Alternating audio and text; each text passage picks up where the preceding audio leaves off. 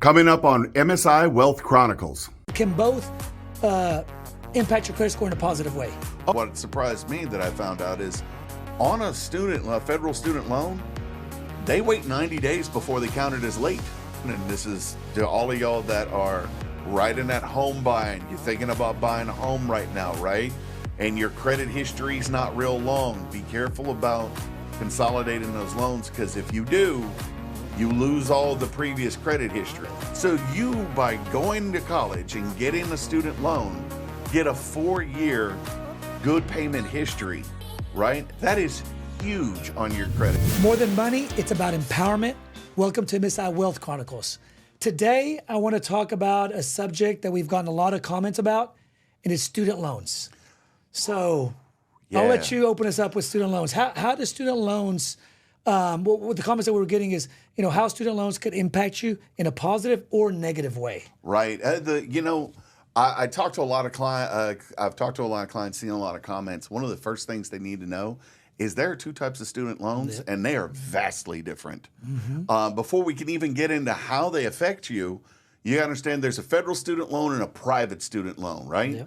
Yep. Federal student loan is going to be, as it says, backed by the Fed. Yes. Some things to know: you don't have to have a credit score. They don't even check your credit on it, right? Mm-hmm. It's based on your income. And oddly enough, the less money you make, the more money they'll give you for it, right?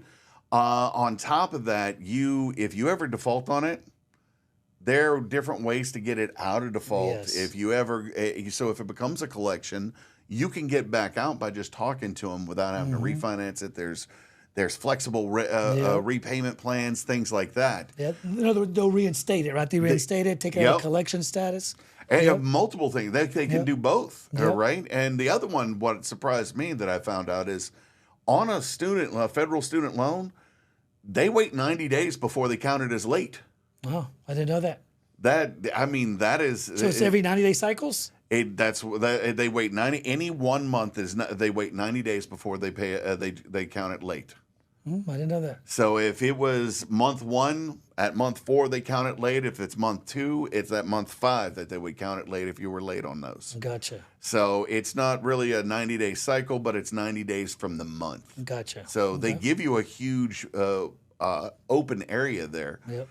Whereas you have private student loans, and those are going to come from banks, credit unions, those type of things. They're not connected to, they're not actually connected to the government. And they're based on you have to have good credit to get them, or you have to have a cosigner, so you got to bring somebody in on that, right?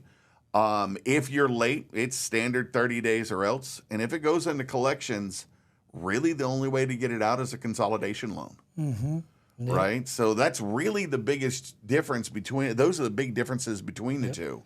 And let me ask you this, for our listeners and viewers, do both impact your credit score? Can both impact your credit score in a positive way? Oh, absolutely, without a doubt. Okay. A lot of people don't realize, all right, so you start college. You've just gotten out of high school. Most people go to college within the first year, right? You get a student loan. Your credit starts there when you get that student loan. Yep. By the time you graduate, 4 years later, you've paid nothing, right? But you have 4 years of good payment history.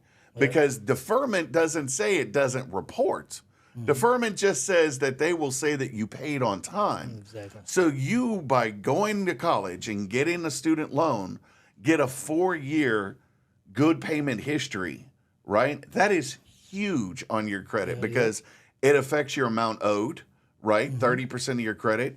Your payment history, which is 35. So we're up to affecting 65% of your credit right there. And then your length of history. So it's like 80% of your credit those student loans can positively affect. Yep. I saw a statistic somewhere that people who are first-time home buyers who have student loans, somewhere between 50 and 75% of them only qualify for a new home because they had student loans. Wow. All the rest of their credit is a year, maybe 2 years old, where they have these student loans that are 4 or 5 years old, showing this great payment history. Yep. So they can help you out a lot. Yep. And vice versa though, right? So vice versa, they could also hurt you. If you don't pay them, what happens? There's where it bites you, because a lot of times a student loan is not just one loan; it's 2 or 3 loans a year.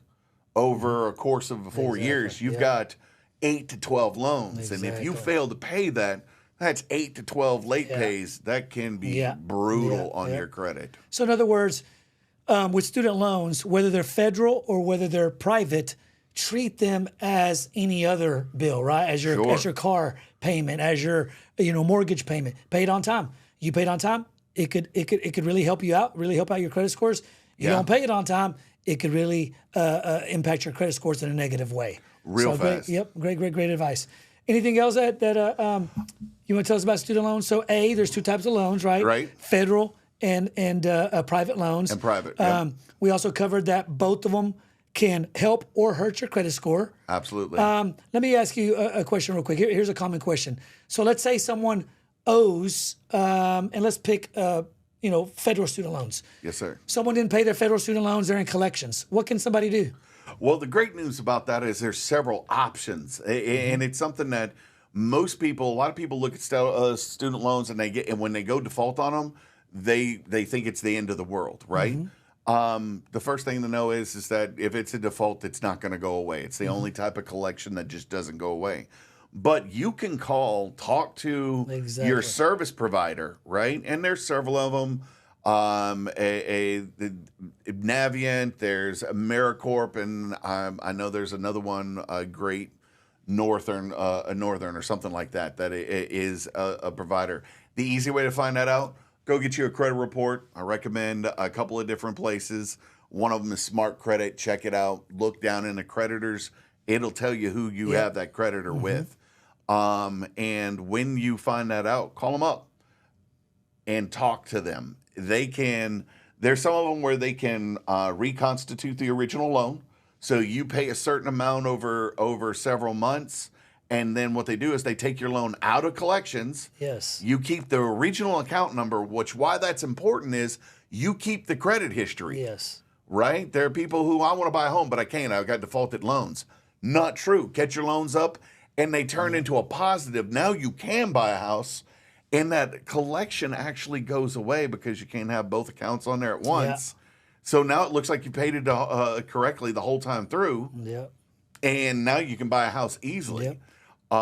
You could, another option is that you could do there's a consolidation plan, which basically you pay for a certain amount of time, then they consolidate all your loans into one payment. Now, the only reason that I worry about that one, and this is to all of y'all that are right in that home buying, you're thinking about buying a home right now, right?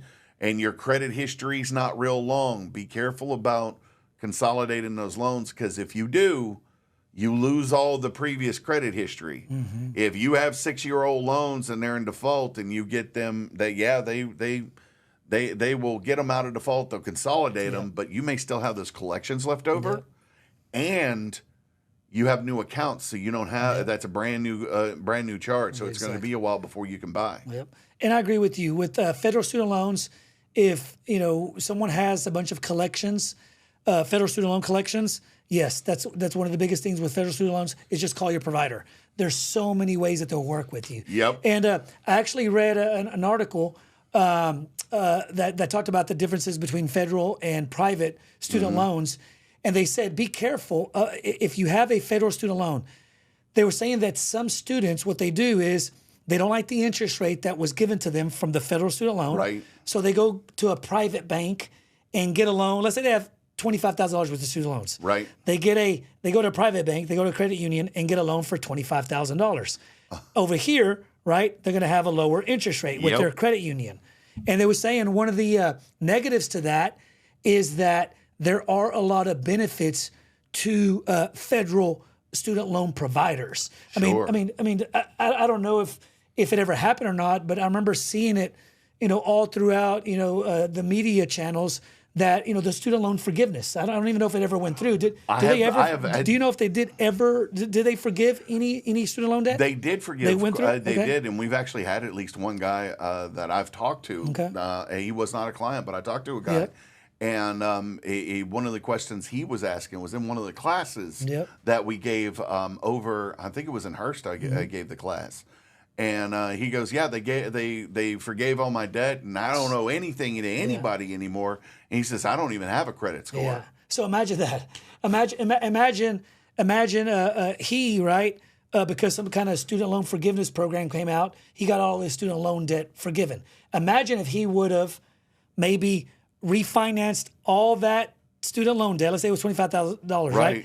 Into a, private, like his Bank of America, his credit union, right? And then all of a sudden, a month later, they launched the student loan forgiveness program. And guess what? You're not going to be eligible over here with the private bank. You have to pay that full $25,000. But if you would have stayed over here with the federal lender, right? You wouldn't know anything. Yeah, exactly. So he would have been. They would have been a lot better option on the other side. By the way, you were asking if they've done anything about it. Currently in the news is one of the conversations they're having about is they're looking to expand that program. They haven't really given any details on it yet, but they're looking to expand that program. And here's my advice: if you got student loans and you're paying them right now, and you don't have some other form of loan and you don't have credit cards yet, use those student loans to your best advantage. The reason college students have such ease of getting credit cards, which is where most people ruin their credit, is when they get to the credit card stage, right? Yes. That junior year, that sophomore, that junior, that senior year, if they've had student loans, they have 2 or 3 years of good payment history. Yes. And they look great on paper. Yeah. Like they've been paying their student loans every day, and what it is deferment, right? Well, they get approved for credit cards. When they either get approved for credit cards and they wreck them, or they don't get credit cards at all and they never seem to get them. If you've got student loans, make sure that you build up your credit card history. Like get a card, use it for, I don't know, Netflix, but buy gas with it. Use it once a month. But that's the thing that they need to realize is that student loans are a installment type of loan, which means eventually they're going to go away. But right now they're a huge benefit. Use them to your best to your advantage. Exactly. So we talked about right now federal student loans. What you could do if you have them defaulted, basically, the best option would be just call your provider, right? So let's jump over to private student loans. If a lot of the comments, right, is our listeners, our viewers, they have private student loan debt that's in collections. Right. Can you go over a couple options of what they could do with a student loan private, right? So private student loan debt. With private student loans, and they have it in collections and things. The number one thing that you're able to do is actually just do like a consolidation loan. That's not a promised student loan. That's a consolidate. You get your credit up as high as you can, go to a consolidation company, get it to where they can do the consolidation of all those, and then call and try to negotiate a pay per delete. Yes. Right? Because the only way they're going to get that off their credit is if they can get an agreement from the guarantor that if I pay this off, no matter how I pay it off, if I pay this loan off, will you remove it from my credit? Because otherwise you are stuck with that. Yeah. There really are the benefits to a private student loan is you can get a larger amount and you can get better rates, right? But those rates and everything, the larger amount, are all based on what your credit is. Exactly. When it comes to the end of the situation, if you've gone default on a private student loan, there's not a whole lot of options. You can pay them, you can get a consolidation loan to get rid of them, but the forgiveness options, I think they're down the drain. I think Fannie Mae is the only private student loan company that gives any option for forgiveness. Gotcha. Yep. That's it. And I want to piggyback on what you were saying. So another option, if you have private student loan collection debt, now this doesn't always work, but you'd have to get with an attorney in reference to this. But bankruptcy, that will do it. Yeah. So bankruptcy, right? Chapter 7 bankruptcy is whenever you could include all that debt in your bankruptcy and it gets liquidated. Right. Here's a big area that a lot of people don't know about. Can you include student loan debt in your bankruptcy? The answer is yes, but it's very difficult. But the odds are better of you being able to include your student loan debt into your bankruptcy if it's private, a student loan. Okay, if it's federal student loan debt that you have and you want to include in your bankruptcy, I'm not saying that it's impossible, but it's almost impossible. You need to talk to your bankruptcy attorney. But if you have private student loan debt, your chances are a little bit higher that you can include it into the bankruptcy. So that's another, way of resolving your private student loan debt. If things are really tough, right? You have them in collections. Things are really, really tough. You don't see, financially, you don't see the light at the end of the tunnel. Right. You need to, perhaps seek a bankruptcy attorney, and that'll be a whole nother series that we're going to talk about bankruptcy, right? Right. But Bankruptcy is a whole thing unto itself. Yes, but there are a lot of benefits to bankruptcy. If you are hurting financially, you don't see light at the end of the tunnel, go speak with a bankruptcy attorney. A bankruptcy, if you qualify, will zero out all your debt.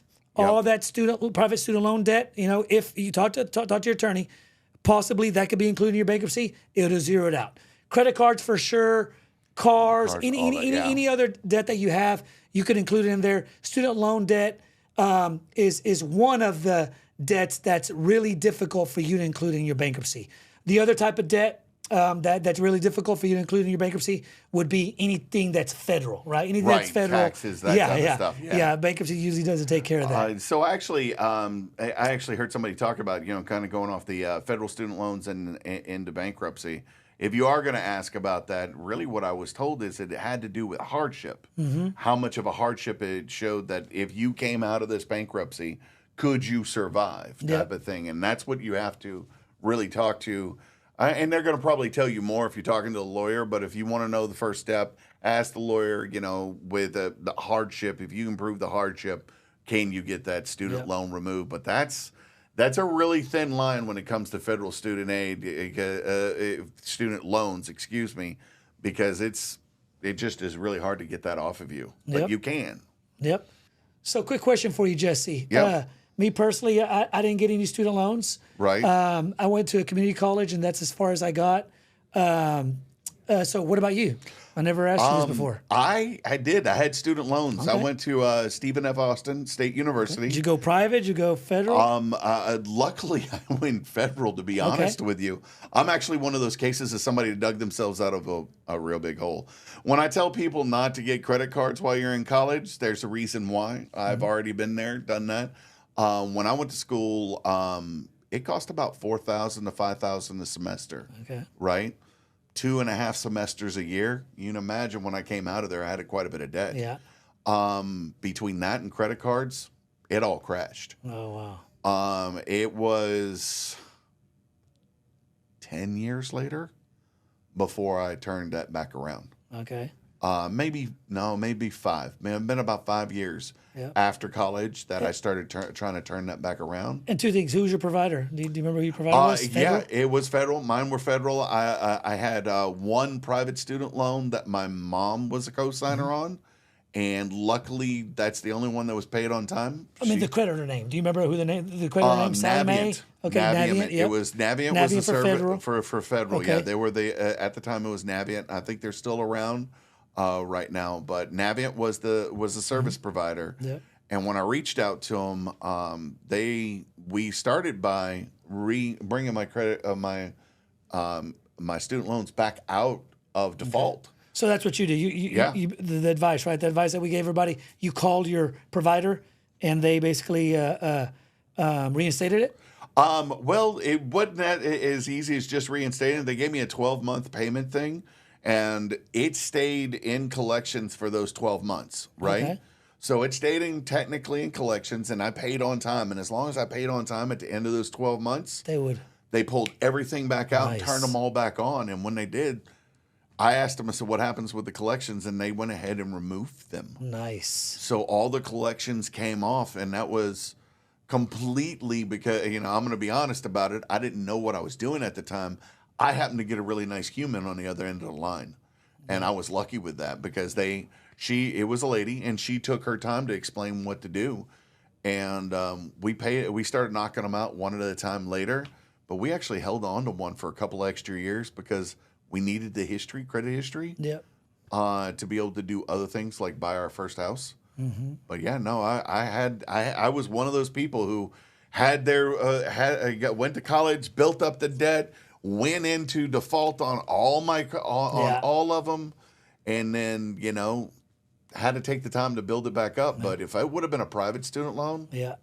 I mean, no telling. I mean, I've seen them go for judgments on people, and they still have to pay it anyway at that point. I've seen a lot of that stuff, so I got lucky. How long did it take you to get everything paid off? I hear all these stories about, from our clients and friends.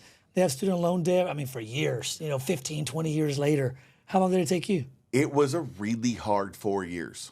So 4 years after college, it went into default status and you got out? No, 4 years after college, and then 4 years after I pulled it out of default. Okay. So 5 years to pay it off once I started paying it off. Okay. And like I said, I was there for, let's see, that's 10, 20, 30, 40, 50, $65,000, $70,000 Yeah, wow. is what I had. And correct me if I'm wrong, and once again, I just don't have that life experience. I know federal student loans, I've heard the terms, I mean, they're for years, right? Well, yeah. Like literally I've seen people that have student loans for, 30 years. Is that true? And if it is true, does the private student loans do the same thing? I don't think they would give you 20, 30 years, 15 years, right? They don't give you quite the length of time, Okay. and they also don't give you the same grace periods. Some of your federal student loans, they can be for a very long time afterwards. And but your grace periods on a federal student loans are longer as well. And what I mean by grace periods, in case somebody doesn't know, when you graduate from college, right? Notice I said the word graduate, because if you quit college, this doesn't count. Okay. They only give you, but actually they give you a little bit of it though with the federal. They give you a certain amount of time when you quit college, and they give you what it was at the time a longer amount of time, and I need to look it up.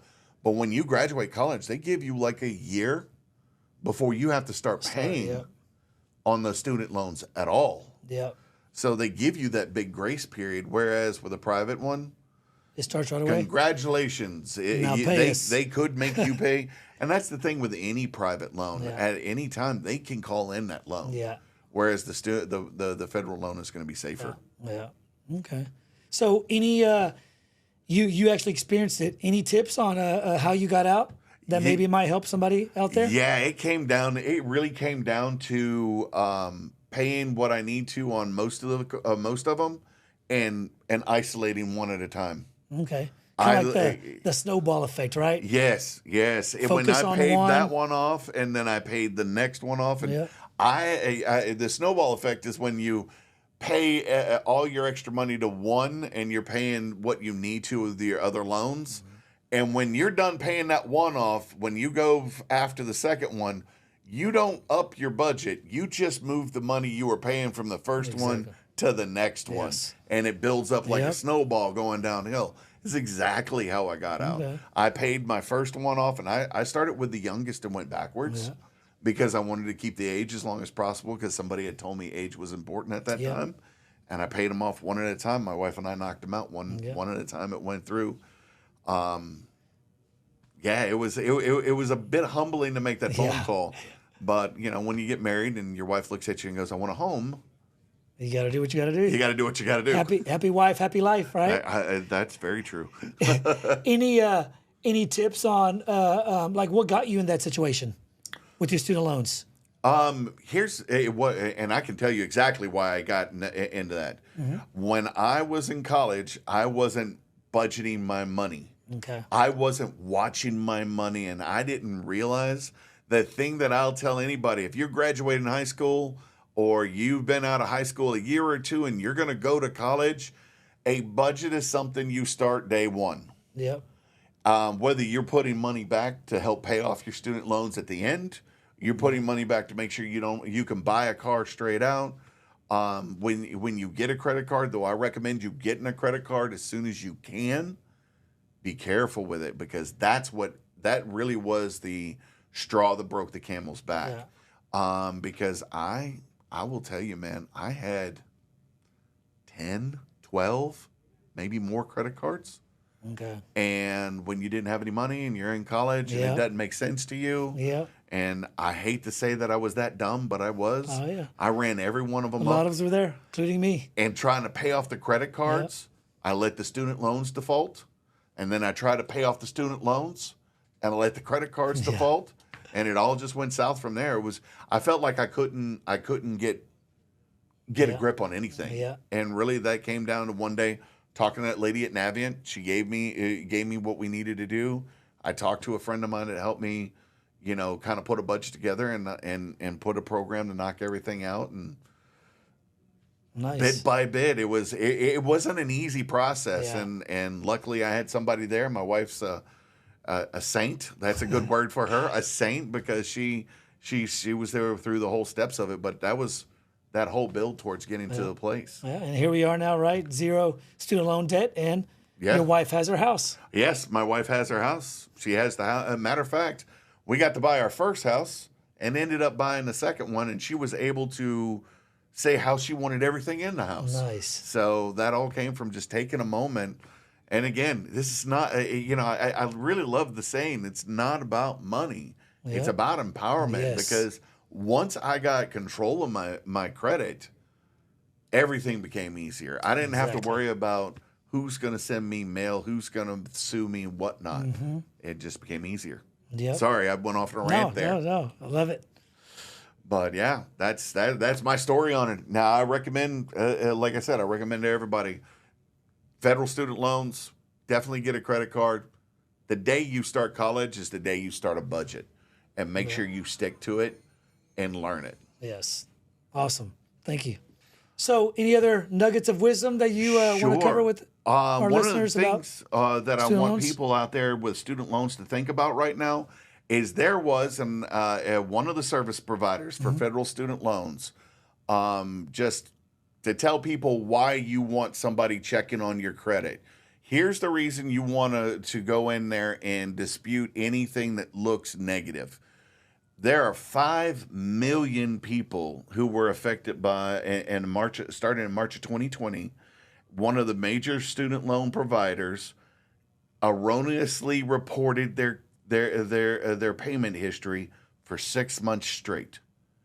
They marked when it was supposed to, everybody was supposed to be from March 2020 to this point, they were all supposed to be deferred. Right? 6 months of negative late payments. Wow. And there's still people who have huge dips in their credit to this day that is about that. Yeah. So, and they didn't do anything wrong. Like legitimately, even the provider goes, we will, if we know about it, if you tell us about it, we'll back you up type of thing. Yeah. And so, that's that whole point of if you're not checking your credit, if you're not looking at your credit, you need to. Because you could be right now sitting at home and be one of those people that your credit is worse than it should be, and it's not your fault. Yep. The people behind the scenes, right, managing your credit, they're humans and they make mistakes, right? Absolutely. And that's the whole reason why we even exist, MSI Credit Solutions. It's because a lot of individuals have inaccuracies on their credit report, and the government has said, if you believe you have inaccuracies on your credit report, it's your right. You could dispute them. And some people, they just don't, have time, to perform that service on their own, and that's whenever they hire us. Yep. I've always equated that to a mechanic. Yeah. I consider us a mechanic for credit repair. Yeah. Because Exactly. I know how to fix my car. Yeah. I don't have time to do that. Yep. I will hire somebody else to fix that car. Yep. So let me be your mechanic. Let me fix that for you. Yes. Right. Yep. But anything else? Any other nuggets that you wanted to cover about student loans? No, as far as student loans, just the biggest thing is most people when they look at their credit, at first they don't know if they have a federal or a private. As a recap, start there. Yeah. Once you find that out, that's going to give you a whole list of different options on that. And just as a little advice, let's say you get on a credit report and your particular credit report, you can't figure it out. Mm-hmm. Call in, ask the people who your personal guarantor is. The term is personal guarantor. If they tell you federal, then you know it's a federal student loan.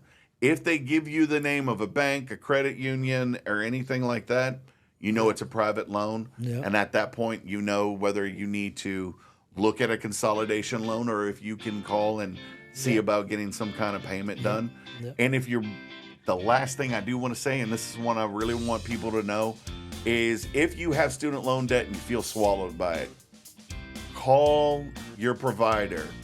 Talk to them about a income-based repayment plan. Most of those plans, if you get on them and you pay for like a year or 2 years straight, a lot of them will forgive the debt at the end of that. Yeah, I've heard about that, yeah. And so that's the nice thing about a federal loan. I mean, and I know a lot of people give it a bad name. There are options to be able to get yourself into it, and there's options to get out of it. So that's what I got to say. That's all I got today. And I'd like to say one thing. So I know that some of our listeners might be, students that are just now entering into college, right? Right. So from the information that we gave you, if I was in your shoes and I was needing a student loan, I would more go towards the federal versus the private. There's just more benefits, going to the federal side versus the private. And really, I mean, one of the only benefits that I can think of on going with private is you might get a lower interest rate, But over here, we just, went over all the different benefits. There's just too many benefits to try to go over here and get a private loan. Yeah, no, private loans, really, in my opinion, private loans are more for people who are going back to school than they are people who are going to school for the first time. Yeah, you're right, 100%. Go with a federal loan. Year 2 after you have the loan, get a credit card, be careful with it, be nice to it. And then build your credit from there. That's what I would recommend to every new person. If you're entering college today, take care of that loan. Exactly. So thank you very much, everybody, for listening. Do you have anything that you want to? No, thank you very much. So again, thank you for watching MSI Wealth Chronicles, building legacies one episode at a time. If you have comments, please put comments below. We'd love to hear from you. If you have questions, definitely put those below because we'd love to answer those in the future. Look for us on all our social media media platforms and watch us the next time. Tune in the future. And there you have it, another insightful episode of MSI Wealth Chronicles. Remember, wealth building is a marathon, not a sprint. Be patient, stay focused, and keep taking action towards your financial goals. Invest in yourself, invest in your future, and remember, your financial freedom is within reach. Thank you for watching MSI Wealth Chronicles, building legacies one episode at a time.